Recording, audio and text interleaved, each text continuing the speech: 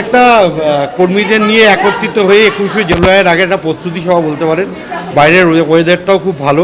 আমরা যাদবপুরে বহুদিন বাদে একটা সাংসদ আমাদের মধ্যে আমরা পেয়েছি, যে সাংসদ সারাদিন তার পার্লামেন্ট কনস্টিটিউয়েন্সিতে ঘুরে বেড়ান, যেরকম আমাদের পৌরমাতা ঘুরে বেড়ান সারা ওয়ার্ডে, আমাদের বিধায়ক ঘুরে বেড়ান সারা যাদবপুর বিধানসভা কেন্দ্রের স্কুটি নিয়ে, সেভাবে সাংসদও ঘুরে বেড়ান।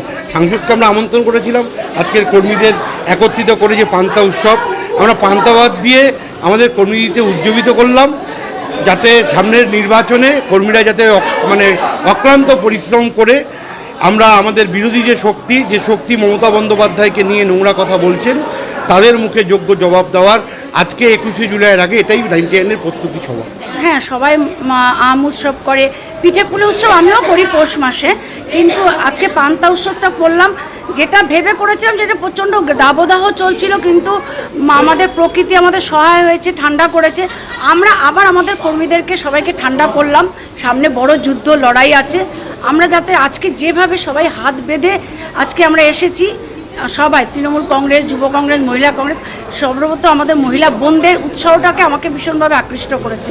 সর্বোপরি আমাদের বড় পাওনা হলো আমাদের এমপি, যিনি আমাদের যে কোনো ডাকে মিটিং মিছিলে আসে, কিন্তু তার সর্বব্যস্ততার মধ্যেও আজকে তিনি আমাদের সঙ্গে বসে একটু ভাত খাওয়া, জল ভাত, এমন কিছু না যে আমরা অনেক কিছু করেছি, জল ভাত করেছি, পান্তা আর ডালের বড়া আর বেগুনি, ব্যাস এই তো আমাদের খাওয়া ছিল।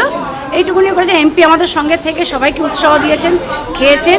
আমরা উদ্বুদ্ধ আগামী দিনে মমতা ব্যানার্জির লড়াইতে, যাতে সবাই আমরা আজকে তৃণমূল কংগ্রেস, যুব কংগ্রেস, মহিলা কংগ্রেস, সর্বস্তরের কর্মীরা যেমন ঝাঁপিয়ে পড়ে আমরা এই কাজটা করেছি, তাদেরকে নিয়ে আবার আগামী দিনে যেন বড় যুদ্ধে জয় করতে পারে, এটাই আমাদের আজকে সংকল্প বা শপথ।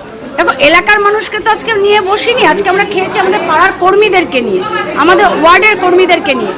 সেই ওয়ার্ডের কর্মীদেরকে নিয়ে করছি, মানে আমাদের কর্মীরাই আমরা এক একটা জায়গায় গিয়ে বার্তা দেবে যে আমরা 99 ওয়ার্ডে তৃণমূল কংগ্রেসে মমতা ব্যানার্জির আবার 26 সালে মমতা ব্যানার্জির হাতটা শক্ত করতে, আবার মমতা ব্যানার্জির চেয়ারকে, মমতা ব্যানার্জিকে বসিয়ে আমরা তারপরে আবার পান্তা উৎসব দিয়ে আমরা বিজয় করব। 21শে জুলাই আমি একজন সৈনিক, কারণ সেই 21শে জুলাই আমাদের পিঠে লাঠির বাড়ি পড়েছে, আমরা টিয়ার গ্যাসে বিধ্বস্ত হয়ে পড়েছিলাম সব কর্মীরা। যারা এখন নতুন নতুন ছোট ছোট কর্মীরা আসছে, তারা সব জানতে পারছে। তবে আমরা এই উল্টো রথ, সোজা রথ 27 তারিখ এই পর্যন্ত বৃষ্টি হবে। আমরা দেওয়াল মার্ক করে রেখেছি, কিন্তু লিখছি না শুধু বৃষ্টির জন্য। আমরা সোজা রথের পরেই আমরা দেওয়াল লিখনে ঝাঁপিয়ে পড়ব, প্রধান বক্তা মমতা ব্যানার্জি এই বার্তা দিয়ে।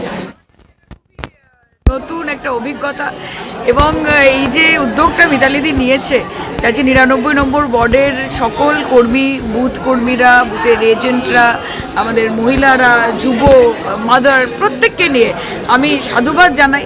দারুণ ব্যাপার, মানে এটা তো আমার কাছে সাংসদ হওয়ার পরে যে এরকম কিছু কিছু উপলব্ধি আমার জীবনে ব্যক্তিগতভাবে হবে, যেখানে আমি একটি ওয়ার্ডের সকল কর্মীদের সঙ্গে এত কাছাকাছি আসতে পারি, to this kind of a proximity where we share a mill.